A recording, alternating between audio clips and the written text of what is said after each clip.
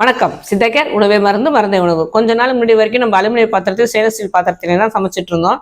ஆனா நம்ம முன்னோர்கள் மண் பாத்திரத்துல, இரும்பு பாத்திரத்துல, வெண்கலம், பித்தளை இந்த மாதிரி பொருட்கள்ல தான் நம்ம சமைச்சிட்டு இருந்தாங்க. அதே மாதிரி தண்ணியும் குடிச்சிட்டு இருந்தாங்க.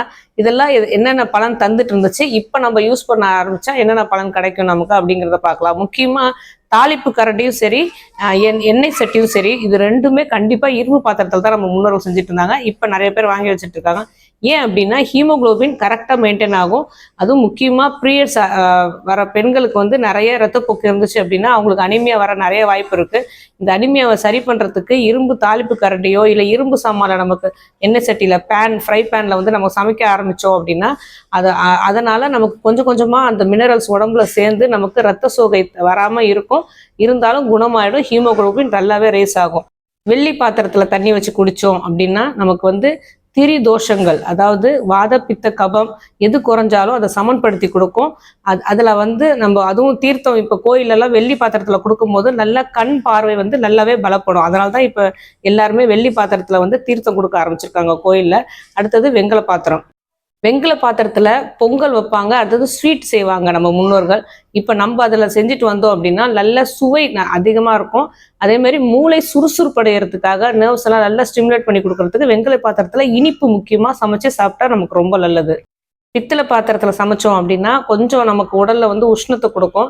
அதனால உடல்ல உள்ள கிருமிகள் எல்லாம், ஒவ்வாமை இருந்தாலும் சரி, உடல்ல உள்ள கெட்ட பாக்டீரியா கிருமிகள் எல்லாத்தையும் அழிக்கக்கூடிய தன்மை இதுல உண்டு. உடம்புல உள்ள நச்சையும் நீக்கிடும் பித்தளை பாத்திரத்தை சமைச்சோம் அப்படின்னா.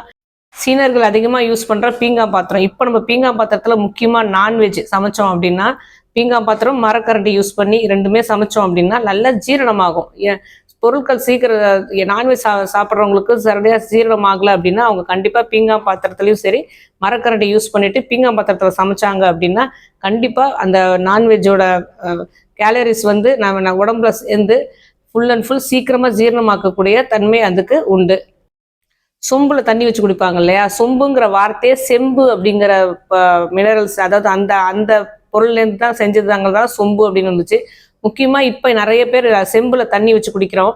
அந்த 6 மணிலேருந்து 8 மணி நேரம் வரைக்கும் தான் அந்த செம்புல தண்ணி வச்சிருக்கணும்.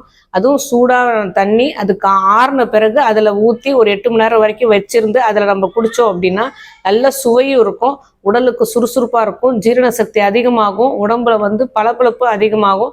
இவ்வளவு நன்மைகள் இருக்கிறதாலதான் செம்புல இப்போ தண்ணி வச்சு குடிக்கிறோம். அடுத்தது வசதி படைத்தவர்கள் வெள்ளிலையும் தங்கத்திலையும் சாப்பிட்டு இருந்தாங்க. வெள்ளிலையும் தங்கத்திலையும் சாப்பிடும் போது டெய்லி அந்த மினரல்ஸ் கொஞ்சம் கொஞ்சமா உடம்புல ஏறும் போது இளமையை காத்து வைக்கும். அதாவது செல்ஸ் எல்லாம் ரீஜெனரேட் ஆகும், உடல் பளபளப்பு அதிகமாகும். எவ்வளோ நமக்கு முடியுதோ மண் பாத்திரமா இருந்தாலும் சரி, வெள்ளி பாத்திரமா இருந்தாலும் சரி, அதே மாதிரி. ஆனால் வெள்ளி தங்கம் எல்லாம் புழக்கத்துல நம்மளால டெய்லி சாப்பிட முடியாது.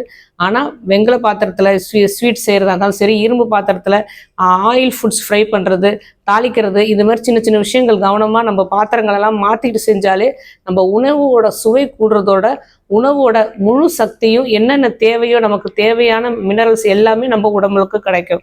அதனால தாராளமா இந்த பொருட்கள்லாம் வாங்கி இதுல சமைக்க ஆரம்பிச்சோம் அப்படின்னா நம்மளுக்கும் நல்லது, நம்ம குழந்தைகளுக்கும் நல்லது.